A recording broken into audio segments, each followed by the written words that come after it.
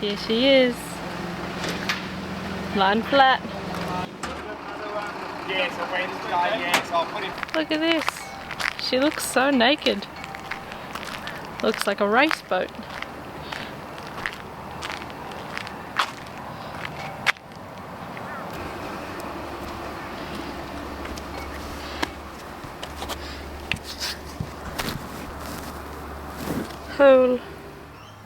So, the cockpit is pretty clean, but after a day of pulling the mast out, the rest of the boat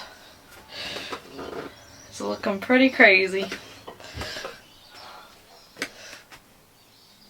Pretty much stuff on every surface, I'd say.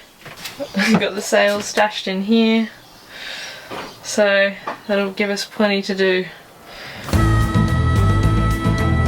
Jump back into part 2 of our re-rig series, filmed on the Gold Coast with the expert help of none other than the master of ropes and rigging, the yacht rigger Darrin Carter. As we roll up our sleeves and work together on all the stars and her substantial rig upgrades.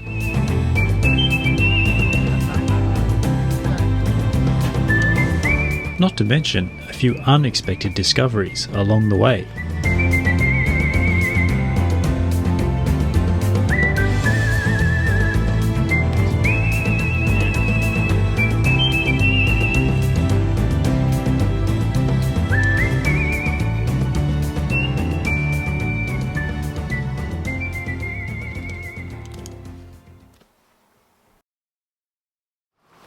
Here we have Darrin's special recipe for a low friction ring soft shackle that doesn't pull or seesaw with a little diamond knot, and this will be for our spinnaker topping lift to guide it from the mast collar back to the cockpit.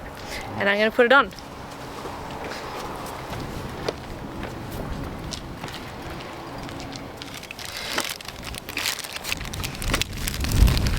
And that goes over there, and then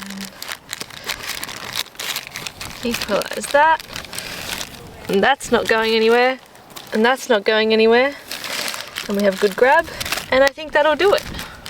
Beautiful. Neat then. Ta-da! Yeah, and if we want to change the angle, we can always double that up. Be even stronger. Yeah. Well done. Thanks.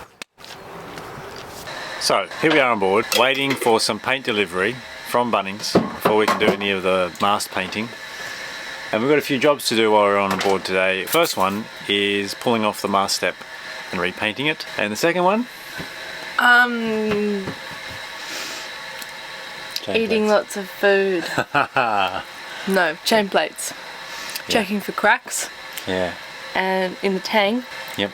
Checking the tangs and the plates, connector plates for cracks is really important because you can't really tell from the outside, so we're going to clean them up so they're really shiny, and then we're going to put a special chemical Darrin gave us treatment. a special orange looking liquid. Yeah.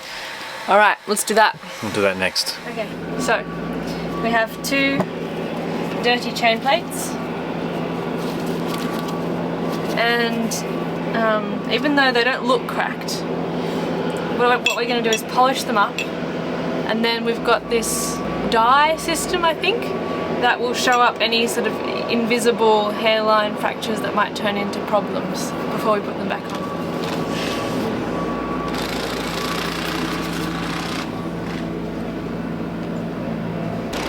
Get a little bit of polish and rub away all the marks for a very long time. Like that. It's already cleaned up. Ta-da! Wow. Look at that. So shiny. Like brand new.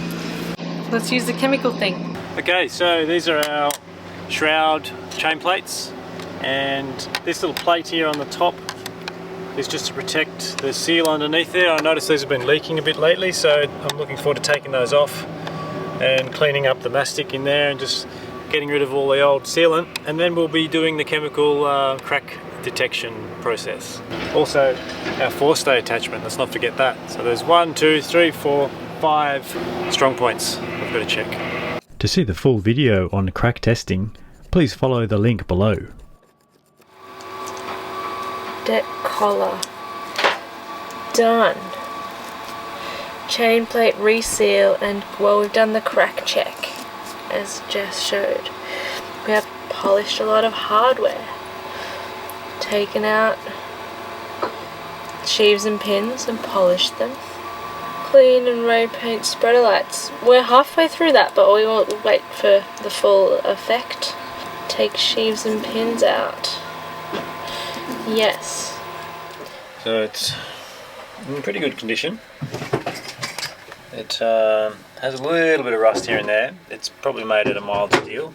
And it has a hard life there with condensation and bilge water, so we will take this out if we can and scrub it back and give it some more paint. A bit overwhelming yesterday. Now it's just time to lift it out. Ooh. Looks heavy. It's heavy. There's the hole. Like it had these two washers packed underneath, so we gotta remember that. They're under the front of it, or the back of it, sorry. These two washers, so we'll clean them up as well. But look, it's in really good nick. Luckily, Cal did a great job of making that up or having it made up. I can't be sure, but there's a little bit of rust in here. Not a little too bit of bad rust around though. the bolts, just there. It hasn't gotten too carried away, but it's good to get onto it now. Yep, we could fix that up. Just bolting down to those beams. And this is what I want to be extra careful about, is that bolt there has been collecting water And rotting the wood out. Well, that's just dirt, because this is going to collect stuff as it comes down the mast or as it collects in the bilge. So surely it's sealed, right? It feels nice and solid, which is really good. Until we clean this up, we won't really be able to see, but we'll give this a good clean out and all this dust as well, and then we'll just have a closer look whether that's glass resin on top of the wood or what's going on. And if we need to, we might have to pour in some epoxy resin to try and prevent water collecting here in the future. We definitely don't want our bottom beam Oh, to so it's got a little drain there, Oh yeah. but obviously that blocks up. Yeah, so just unclog the drains and Yeah. see how we go. Yeah, I'd still like to get it sealed up.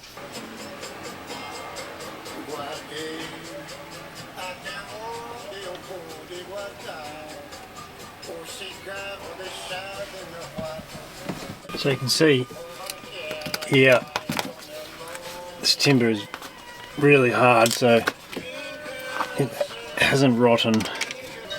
Test drill holes here. I've drilled through the fiberglass to get to the timber, and even down low where it probably is the wettest, it's rock hard. Same with these holes. If you poke the timber around, it's hard. There's another test one there. It's hard. Now the fiberglass on this face here and this face here sounds a bit happy, but that's just because it's delaminated off the timber here. So look, there's not much we can do about that other than reglass that, but that's not part of the structural strength. This beam, these ribs they go right through to the side of the hull here, and they're fiberglass tin very well. So yeah, while I'm here, I'm going to pour in some Everdur, and then I'm going to seal up these tubes. I've got a special name, I can't remember it right now. They allow water to flow from one end of the bilge to the other, to the lowest point. And we'll get these ones sealed up with some thickened epoxy and some Everdur in here. Put the mast step back in, and then we'll be able to stand the mast up, and then I can tinker away with the other ones further down the line here later on. I want to show everyone a new mast step. It's been painted up, treated, and all of the resin work has been done, fiberglass. Pretty. I'm just packing little washers under here, get it nice and level, or at least not wobbling So it should be ready for the mast tomorrow. With the reconditioned mast step ready for installation, we used Tef Gel anti-corrosive paste on areas where dissimilar metals were in contact.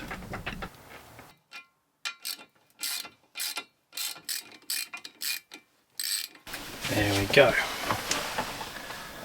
Nicely bolted.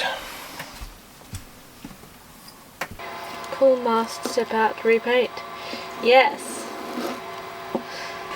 We've picked up the boom bag. I think that's where we're up to. Hooray. Just sanding down some sheaves. Look how messy that one is. For comparison, I just did this one. Very nice. Very nice, so you're just smoothing off any burrs. Burrs, yeah. Making them nice and smooth so they spin nice and easy. Spin nice and easy. Good work. Thanks.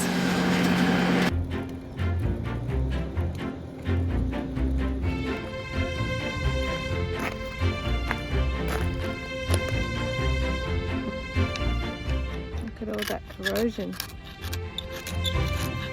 While we had the mast down, it was a good opportunity to scrape back the areas of corrosion ready for repainting.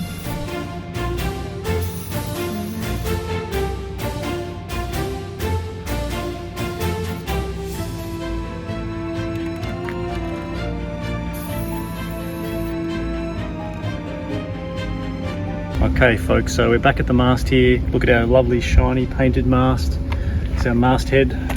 It's all touched up, and Ellie, you've done a great job of polishing up all these pins and cleaning up these sheaves. So they're going to go back in.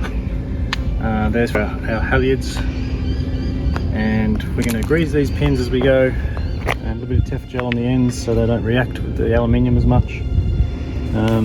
Yeah, and then once we've got it all back together, we'll then mouse out our old halyards, which are the crappy old ones there, and we'll have very new looking rig. But, yeah, these guys do a lot of work.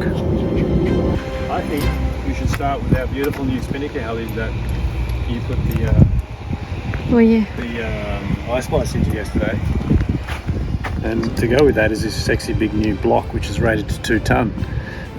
Might be a little bit overkill, but it's probably going to be a lot less friction than a smaller block. So let's get that to the masthead and run this one through. Let's do it. This is the old spinnaker halyard block at the top of the mast, and this is the new block. See the difference? Quite a fair bit more chunky. What we might be able to do is do soft shackle onto the mast and then onto that, or vice versa. So we might have a little play around with this, see which one's better, because we've sort of got to end up with that. But maybe we could do something like that. So I've done, as Darren did, a real tricky lot of loopy loops. Yep. Secure loopy loops. Yep. Tying the mousing line onto it. Beautiful. And this was my security thing, so that I didn't drop the line in the mast. And Good now one. we don't need that. Okay. Nice. Okay, cool. Pull it through. Pull.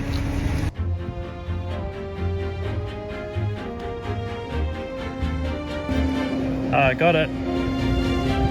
Beautiful.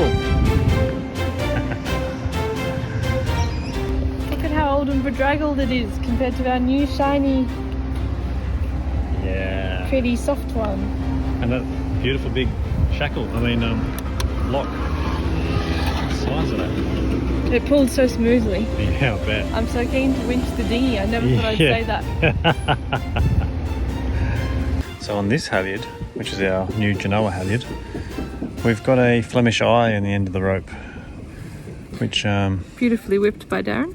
beautifully whipped. So that just ties straight onto our mousing line, and that's great because we don't have to bother threading stuff. Having opted for a highly rated mast tang for the inner forestay that was properly through mast installed, the next challenge was making the slot. Luckily, where it came to be, just above our second spreaders, we were able to piggyback onto some existing holes from a previous sheave box location. Yeah, I can't believe I've just cut a huge big hole in the mast. But there we go. What do you reckon of the sexy tool, Jeff? Pretty sexy.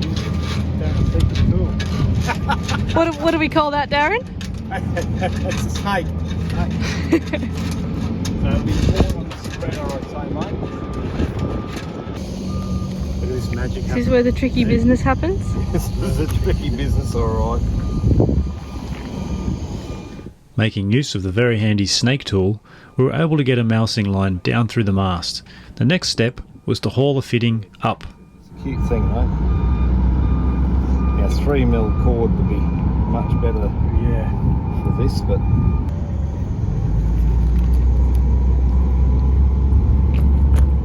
alright, buddy. That's not going to hang down? It will do, yeah. So, as you go, you're right. Okay. I can hear it sliding along. It's about there.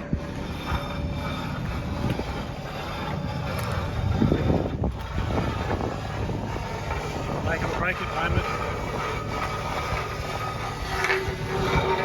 Oh, look what I found. Getting the fitting up through the slot and the 2 locating bolts fitted nearly exhausted even Darrin's bag of tricks. Yeah, so what we'll do, mate, is this is where we've just got it here. So where's one of your... So there's our new tang, 4-stay tang fitted. It was a bit of a job pulling it through the mast yesterday with Darrin. We got it all the way up to here, and then we had the joyous bit of fun to pull it through that little slot. And I think it took 3 of us, didn't it? 3 of us and long rods and pokers and bits and pieces. We were able to gently pull it through, get a nut started, and then the rest was all good. And then you'll see our little running back stay plates here. I drilled those holes out before, but Darrin had the ingenious idea of sending both of them up on the one mousing line. And once they got up here, he was able to just sort of wrestle one through, get a rivet in, and then pull the other one through and had to undo the knot. That was the trickiest bit ever, just undoing this knot while it's still in there. And he, you know, with his magic with knots, he knew the right knot, and we were able to get it undone and then pull it through. And they're big, they're aircraft rivets, so they aren't letting go. And we just filled the back of the plates and the rivets with Tef gel, so that Tef gel's an anti-corrosion product. And we had a couple of extra little rivet holes here that were left over from the previous fitting or some historical work that had been done on the mast. We just filled them up with some aluminium rivets just so they wouldn't corrode. And yeah, I've just taped it up yesterday, given it a bit of a paint. Pretty happy with that. That's super, super strong. With our shiny new 4-stay tang point installed, it was time to tie in a low friction ring halyard guide. Seen here with Darrin's knot tying magic at play. Attaching to the shackle below this low friction ring, we'll be using a 10mm Dyneema for a removable inner 4-stay. Alright mate, we'll just terminate this underneath now. Right, so same thing, surge's knot? Surge's knot, yeah. Just you want that friction, you know. And then after the surge's knot you just melt the ends? Or? No, one more half hitch.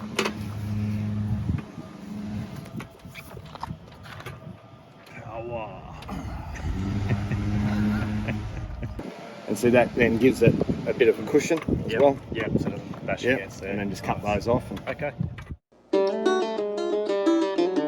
And that's all, folks. And stay tuned for part 3 of our re-rig series. Look at this. Brand spanking, baby. Where we install our new standing rigging, despite the weather. And here comes the rain.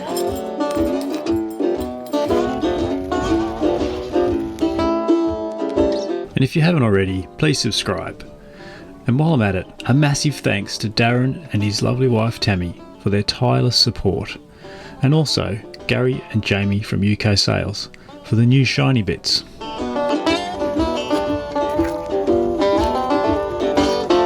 Didn't get keys.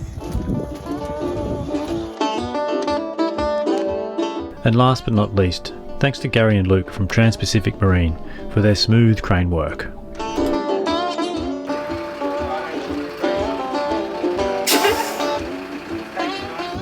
where the tricky business happens. This is a tricky business, alright.